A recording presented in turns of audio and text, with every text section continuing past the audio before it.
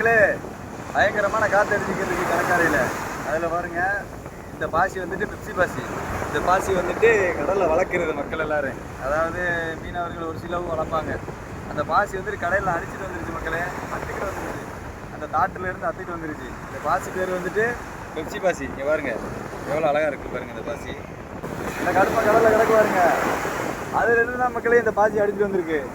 அதில் தான் கட்டி போட்டிருப்பாங்க. கிடக்காது, அது மூக்கில் கட்டி போட்டிருப்பாப்புல, ஒரு கயிறில் கட்டி போட்டிருப்பாப்புல.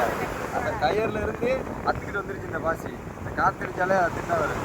இந்த பாசி என்ன பண்ணுவாங்கன்னா, இந்த பாசியை கயிறில் குத்தி போட்டோம்னா அப்படியே வளரும். சின்ன பீஸு, இவ்வளோ பெரிய பீஸுக்கு குத்தி போட்டோம்னாலே இவ்வளோ பெருசாக வளரும்.